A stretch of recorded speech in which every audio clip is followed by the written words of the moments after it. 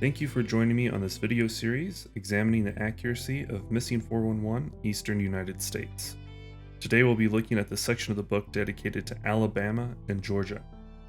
There aren't chapter intros besides to say that all the missing cases in Georgia are male. I don't think I need to tell you that there are lots of missing women in Georgia as well, but in a coincidence just as startling as well as for the same reasons, cases I will be reviewing today in Georgia are all male as well.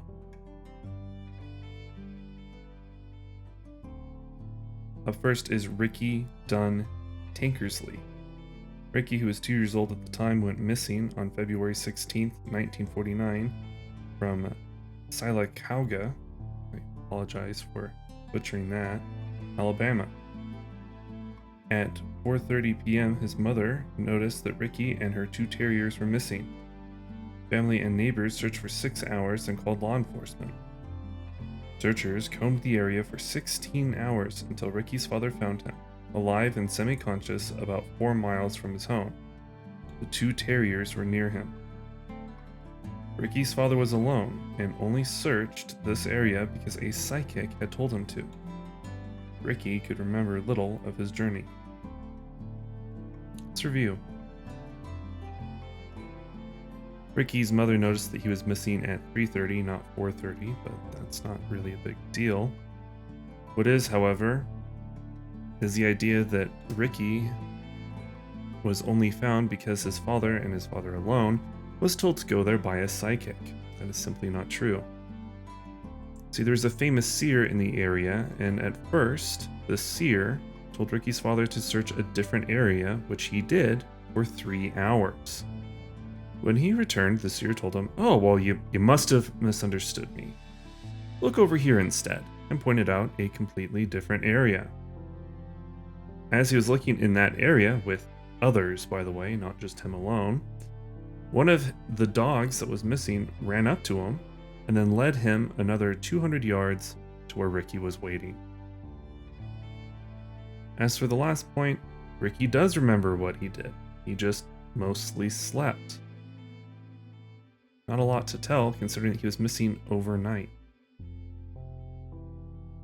Let's move on to Nora Moore. Nora, who was 78 at the time, went missing on July 18th, 1955, from Gardendale, Alabama.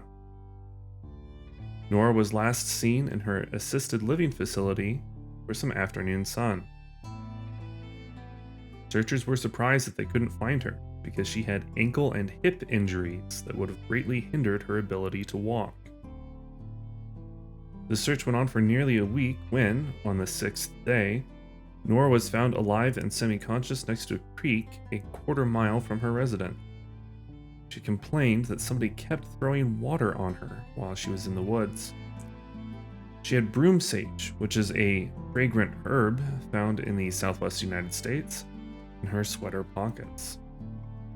She couldn't remember what had happened in the days that she had been missing, and she was not as injured as she should have been, given that she was missing for 6 days. Let's review.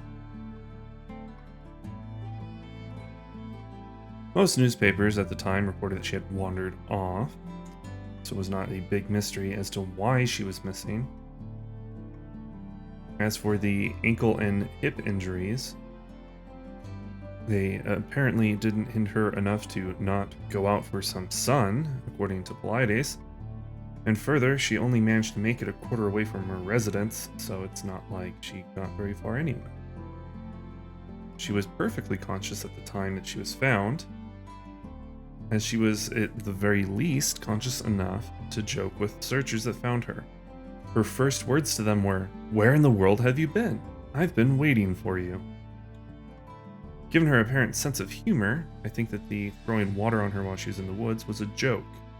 The area was hit with rain and thunderstorms at the time. I was unable to find anything about broom sage being found in her pockets. To put it in perspective, there are 98 articles across the country which contained Nora Moore from July 18th to July 30th. But none of those articles also contained the word broom sage, even when I expanded the search to all of 1955. I even just Googled this, and I couldn't find any source other than Missing 411 that makes this claim. In the book, Polides does not cite a source either, so I'm not sure where he got this little piece of information that he makes a big deal of in his book. If any of you have the source for this particular piece of information, I would love to see it. As to not remembering what happened to her, she just seemed to not want to talk about it. However, to be fair, she was also suffering from severe dehydration, so it is entirely possible that for a lot of that time she was very confused and would be unlikely to remember. Murray Jr., who was 2 years old at the time, went missing on November 8, 1940, from the north of Cartersville, Georgia. Murray Jr. was playing alone in the backyard, which was adjacent to a wooded area where he was last seen. His mother was inside the home at the time and had seen him playing back there just minutes before. Their 8-month-old puppy was also gone, which had been playing with Murray at the time. Neighbors came to help, then police were called. The search was very organized, and people thought that they were doing a good job. Just hours after Murray Jr. went missing, heavy rain hit the area and it didn't stop for 2 days. 3 days into the search, they found the puppy alive and well.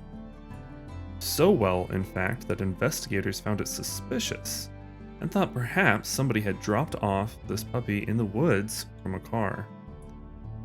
On the 4th day, November 12th, Murray Jr.'s body was found at the base of a pine tree, 1.5 miles from his home.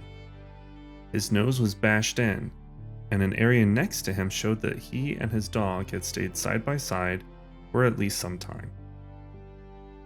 Many articles stated that there was no signs of violence on Murray Jr.'s body. Lastly, I will read a quote from the book. Quote, "The inquest concluded that he had died of exhaustion and exposure, a typical conclusion when there is little evidence of anything else." Close quote. Of course, this all is very confusing considering that his nose was bashed in, so of course that's a sign of violence. And if that's on his body, then surely he didn't die of exposure, right? Well, let's review. As for the public opinion at the time, I didn't see any articles that directly stated that, oh man, those searchers, they sure are doing a great job. I mean, after all, isn't a search only done well when they find who they're looking for? But it's opinion, so whatever. Into the meat of the facts, however, there is one part that Polides conveniently leaves out from his book. Quote, "Searchers said the boy apparently had stumbled and fell against a nearby rock." Close quote. But then again, if Polides had mentioned that, it would have ruined the air of mystery around the injury. People said that there weren't any signs of violence on his body because there weren't any. The nose being bashed or broken was explained.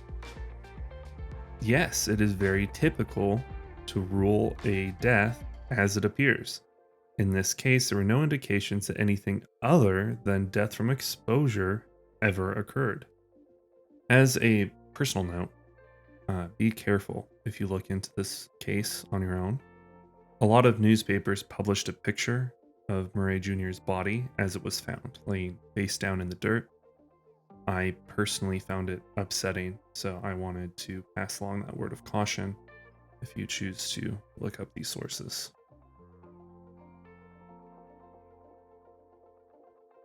Christopher Thompkins. Chris, who was 20 years old at the time, went missing on January 25th, 2002 from Ellerslie, Georgia. Chris worked at a surveyor's office owned by his father. On his way walking home with 3 co-workers, Chris was at the back of the group. The group saw him on the side of the road, then looked away for just 1 minute. Then when they turned back, he was gone. There was a tall, barbed wire fence closing off private property where he last was. And when the group went to go investigate where they'd last seen Chris, they found his boot, change, and tools scattered nearby.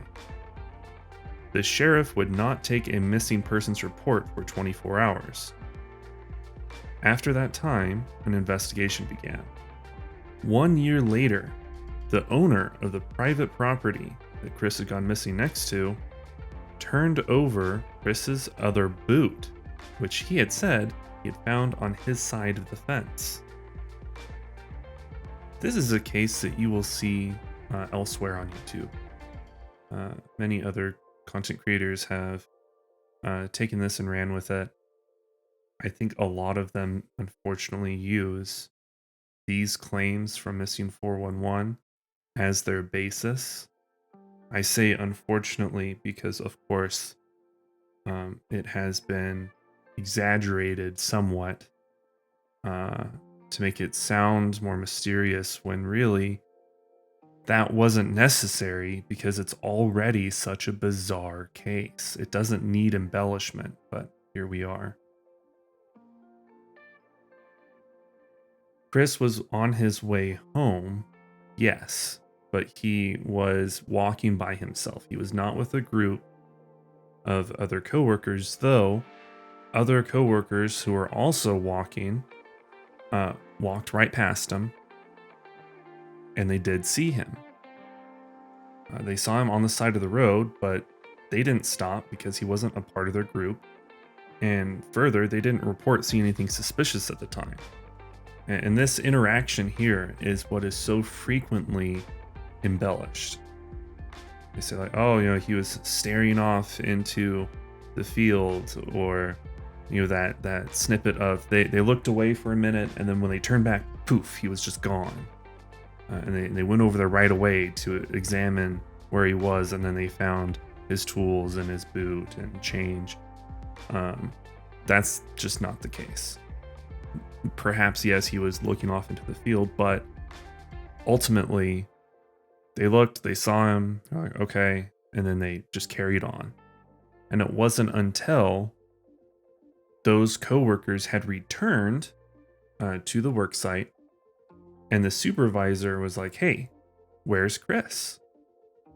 And the coworkers were all like, oh, well, we saw him when we were on our way back, and so he's probably just over there somewhere. But ultimately, that is where their eyewitness account came into play. Is when the supervisor was asking, hey, where is he? He's supposed to be back from lunch. And then they went, and then they found those things. So just be very careful when you see reports like this on this particular case. Whenever you see anybody say, oh, well, they looked away from it and then looked back, the only source that I've seen for that comes from Missing 411. The only source. If you can find another source, I will be happy to update this section and eat crow, and you acknowledge that, okay, this is my bad and I just wasn't able to find the original source. Of note, Chris was declared dead in 2010. I think I've rambled on about that enough. Let's look at Jeremy Thomas. Jeremy, who was 22 years old at the time, went missing on February 16th, 2007 from Tobofsky Creek, Georgia. He was last seen on a boating trip with his friend at 2 p.m. His friend got tired, called his girlfriend to pick him up, and then left Jeremy alone on the boat. The boat was found the next day with his personal belongings still inside, but Jeremy himself was never found. This is actually one of the rare instances where the information omitted, and spoiler, there's a lot of information omitted here, actually serves to make the case less mysterious. Maybe it's just me because I'm a fan of, listening to true crime podcasts and things like that. But there's some serious intrigue going on around this case. And let me show you what I mean. The problem with this case is with the friend that went with him. So his so-called friend that he had with him was an ex-con. He had previously gone to prison for aggravated assault in another case. And he didn't tell anybody about Jeremy being missing until 2 days after he had last seen him. And maybe that alone isn't suspicious until the police questioned him, and then he gave a bunch of different stories. First, he said, hey, Jeremy fell out of the boat. It was an accident. Jeremy fell out of the boat. And then I just went home and I didn't tell anybody for 2 days. And then it was, we were out there and Jeremy, he got bit by a snake. And then I didn't tell anybody for 2 days. So even if either of those stories are true, it's still very bizarre that he didn't tell anyone for 2 days. The point that really clinches this for me, as if all of that wasn't enough, was that he did not call his girlfriend to pick him up. What happened was his girlfriend, according to him, and this is his story, just happened to be driving down a road, and I believe she went over a bridge, and saw that he was walking along the river and was completely soaked. And then just by happenstance, he's like, hey, can you give me a ride? So if that doesn't blow your mind and tell you that something weird happened, I don't know what to tell you. But let's move on to the next case. David Tippin. David, who was 4 years old at the time, went missing on August 1st, 2004 from Stockbridge, Georgia. Sometime in the morning, David woke up before his parents and unlocked the back door and left. When his parents got up, authorities were called and a search was launched. David was mildly autistic. 2 days later, a distant neighbor noticed his floodlights were on the outside of his unit, his storage unit. He found David inside and unconscious, which was about a mile away from David's home. The same place had been searched the day that David had been missing. David suffered mild scratches, bug bites, and moderate dehydration. And again, we run into a case that I fundamentally disagree with including in the book, considering that he is not missing. It is not unexplained, but let's move on to the review. I can narrow this down a little bit. Sometime in the morning makes it sound like he didn't have a big head start, but it was in fact right around 2 a.m. So potentially he had left the house long before his parents got up. Further, the parents searched with the neighbors before they called authorities, giving an even larger head start. Technically, yeah, David was found unconscious inside of this storage unit, but he was not unconscious so much as, more accurately, he was asleep. He had helped himself to Coca-Cola, candy, and pecans, as well as toys from a yard sale. He had been there for a few hours before he was found. It was also less than a mile from his house, but whatever. I didn't see anywhere that said this place was searched before, but this point is sneaky anyway. He being David Paulides, throws this so-called fact in there to bolster his numbers of people that were found in places that were already searched. But the thing is that David Tippin, had only been there for a few hours, meaning that even if it was searched previously on Sunday, he wasn't there at the time. So it's not like they overlooked him. He wasn't there to be found until he was found by the neighbor that owned the storage unit. As to the last point of being dehydrated, he probably was previously, but by the time he was found, he was not dehydrated at all. considering that he had helped himself to 12 cans of Coke and even refused water in favor of milk once he was found. Let's move on to the conclusion. I pointed this out at the beginning of the video, but I really want to dig more into this statement. Only males are missing in Georgia. I don't know how David Paulides thought that this statement would fly. What about Helen Morgan, Virginia Lee, Annette Dodd, Monica Bennett, Deborah McKinley, and Sabrina Long? I suppose these people don't count. How about Bridget Clodfer, Sherry Holland, Shai Pate, Teresa Dean? Are these not people? I suppose that Altemo Saleh, Stephanie Howard, Allison Romney, April Blair, Sonia Tukes, and Deborah Moody aren't worthy of mentioning in Missing 411 either. It's not like Mr. Paulides said that only males were missing from wooded area, which, by the way, would also not be true, or some other qualifier. No. Only males are missing in Georgia. This one flippant statement not only flies in the face of reality, which I've been critical of this entire series, but it also completely discounts the pain and suffering that the families and friends of these missing women feel on a daily basis. David Paulides, whether this statement is a result of piss-poor research, a lapse in judgment, or callous uncaring, you should be ashamed of yourself. The next section of the book is the Great Smoky Mountains.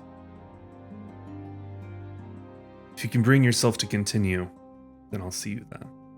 Take care.